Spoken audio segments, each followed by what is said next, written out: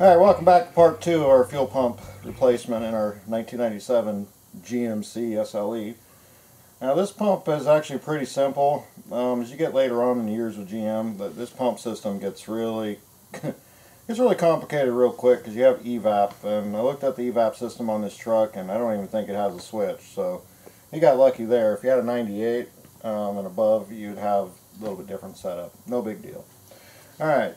Before you go just tapping on this ring, because you have to tap this ring off and then you have to pull this up. You do want to get this clean. You want no junk to fall into your pump. So first we're going to take compressed air to clean this off.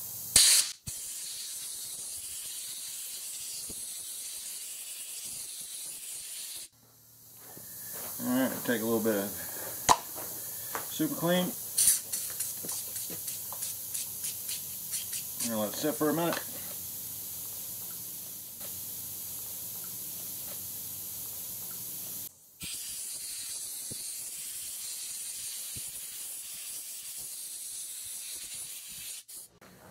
Alright, we're going to get this cleaned off.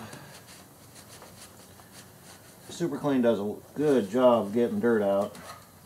We can get it to where most of it just on the sending unit. I'm okay with that. You will have to transfer this hose over and your vent line over, so I guess it's probably easier just to do it now than try to do it when the pump's out. None of this stuff is real tight.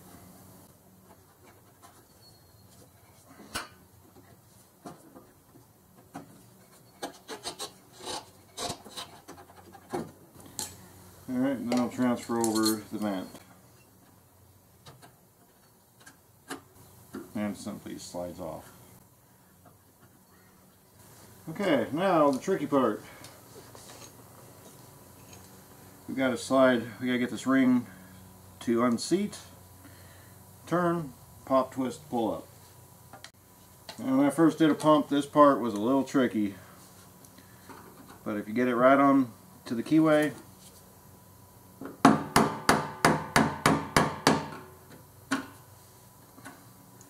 now I can see why they put a new one in the pump kit.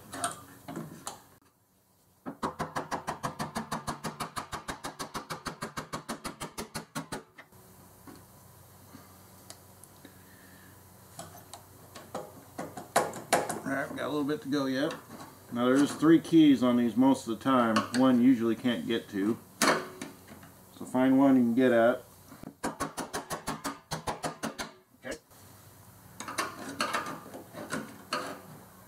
We're going to pull the lock ring up, just that easy, and then we're just going to simply pull it out.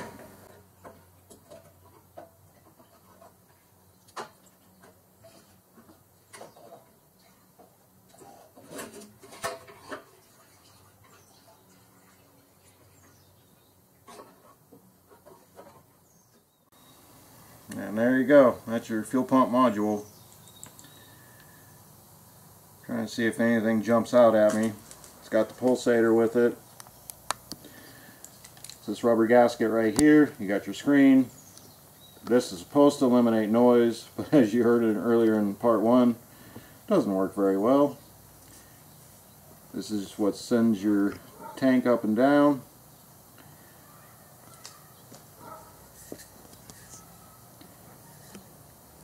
And you got a quarter tank in here, sir. Which means the sending unit was not working. Ooh, interesting.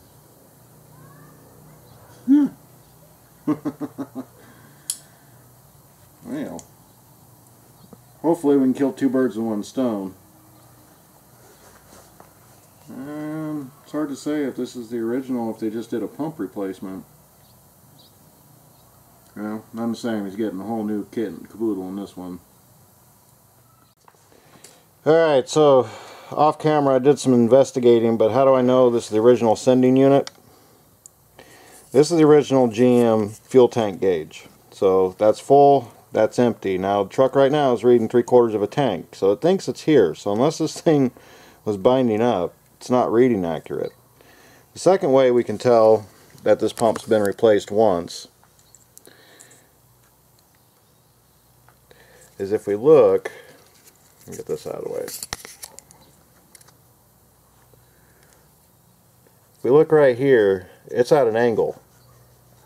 And generally why that is if you have to replace just the pump, you would pull that down and then you would pull your pump out and they reuse the fuel line. So that he wasn't losing pressure on. But then the other thing is that they didn't put the screen on in the right direction because the pump hits it. The pump should never, or the sending unit should never hit the screen. This thing should actually be turned like 180 degrees so it lays flat in the tank. This is a baffled tank. It's unlike my 97, my 95 is not baffled, but this should be this way. So they did a piss poor job, which explains why, well, this pump probably got ran out of gas because the owner didn't know that something wasn't reading accurate. We're actually going to do a quick test since this pump is trash. We're going to go ahead and plug it back in. I'm going to supply a fake ground and we're going to play with this fuel gauge for a sec just to see what part's bad. Make sure it's not its gauge, because these things do have some gauge issues, but normally it's usually a problem in the sending unit. So let me hook it back up, we'll get a camera rolling, and we'll play with this as we play with the gauge. Alright, so I hooked the sending unit and fuel pump power back up, but what I did do, I hooked up a fake ground. I mean, it's a real ground, it's ground to the frame, but I mean fake, I'm not bolting it back in. I did disconnect the pump, so I don't want the pump running, because I know the pump's got power because we know it works, but what we're going to do is we're going to set the fuel tank on empty, and then we're going to move it up and down and see if the gauge moves up and down. And I'll show you where the gauge is at before we turn the key. And how we know it's not correct, there's only a quarter tank of fuel in there. Let's look at the gauge though.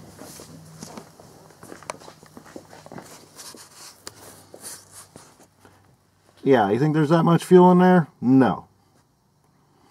You got your keys in here? I do, they're on the seat right there.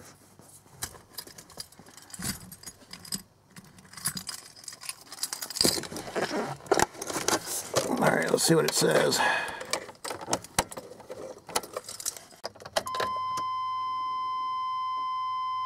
Yep. Huh. Well, the good news is your gauge works. Now I'm going to go move the needle up and down. Yep.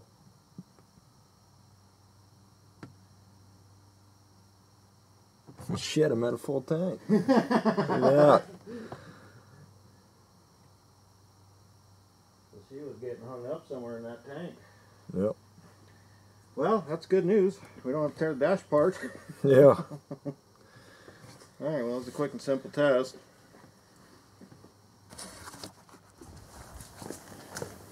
Pretty much here flat on the bottom. And as you see, the gauge is going up. Full tank. Empty tank. But now we have to figure out why it was stuck half. Half was empty and it wasn't reading anything below that. We did, I mean, this tank sounds empty. It's hollow. Okay, well, now we verified his gauge works. We're good. Alright, now we'll start replacing the fuel pump module. I don't know how well the camera's going to pick it up, but we got a little bit of dirt in that ring. And this is one thing where cleanliness next to godliness, it's the only way to roll. You've got to make sure that your gas tank is clean. So we're going to take a shot back and we're going to clean that up. I'm going to remove the ring and I'm hoping the camera will show you the dirt. And you see this ring right here? You don't reuse it. Garbage.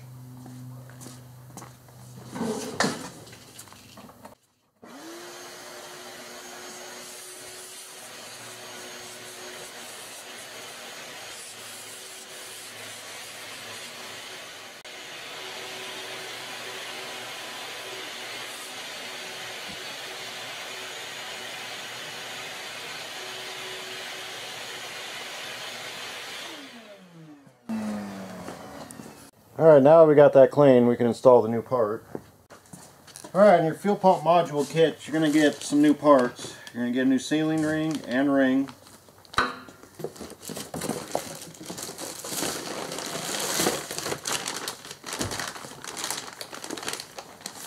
I'm going to get this pump out of his bag, and then I'm going to show you the differences.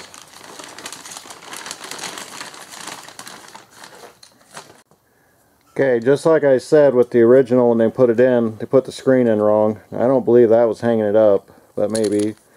But with the aftermarket, this will move around, so you don't get that hung fuel gauge. Because without the fuel gauge, that's how you burn these pumps up. You run them out of fuel. Other than that, it's a complete kit. This is done by Precision through O'Reilly's. Not too bad. You got your evap line, your return, your pressure, your vent. So when you fill up the fuel tank, the air gets pushed out here and gets pushed out through your filler. Other than that, just like you took it out, just put it back in. Gotta make sure you clock it correctly though. Okay, before you install your new pump, put the O-ring down. There's no need to lubricate this. It's a dry fit. Put the float in first.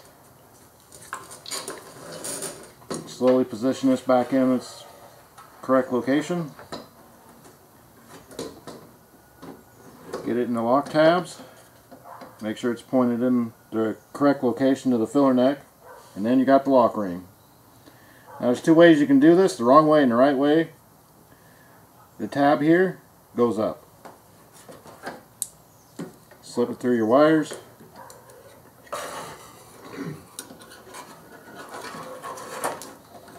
Be careful, don't chafe your wires.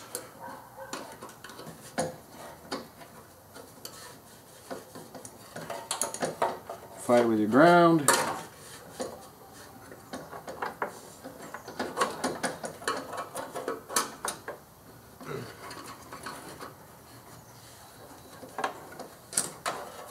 Get the ground wire out of the location so it's up at the harness.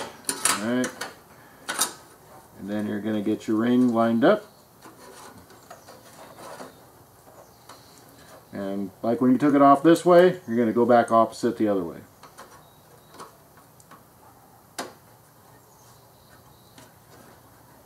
And then you're going to tap, tap, tap all the way around until it stops.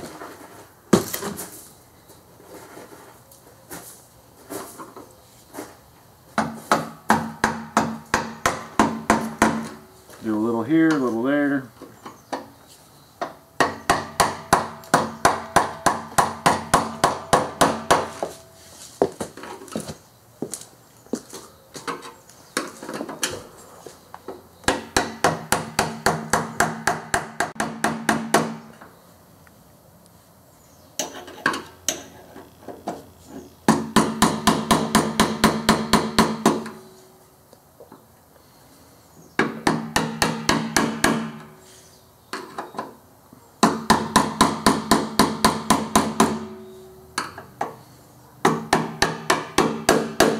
Okay, you hear that noise?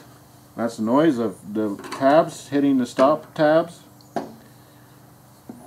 Make sure this can't move around. And other than that, that's pretty much it. That's it for the fuel pump module. It's not too bad to do. There are ones that are definitely much worse. Looks like we got a little bit to tap in right here.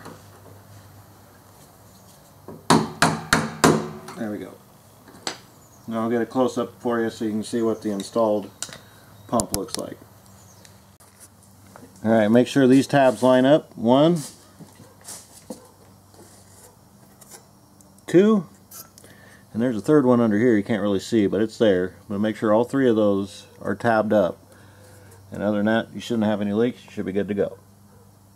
Alright, before I forget and really have a hard time trying to install this, we're going to put our old hoses back on.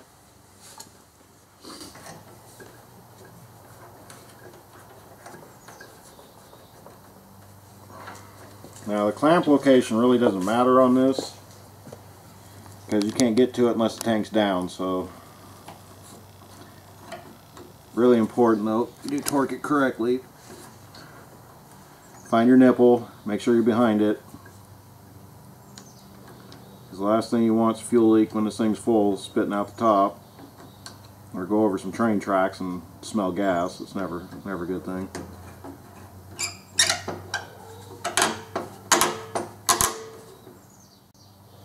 We're going to leave these red caps on during the installation. We'll hook our EVAP vent back up. Same thing, feel for the nipple edge and then roll your clamp back.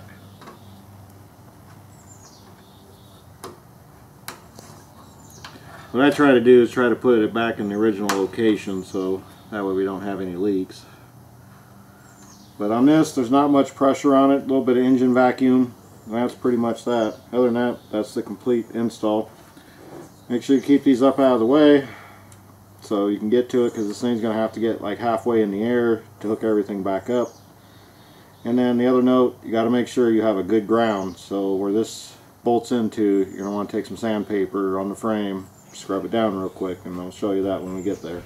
Other than that, tank's ready to go back up.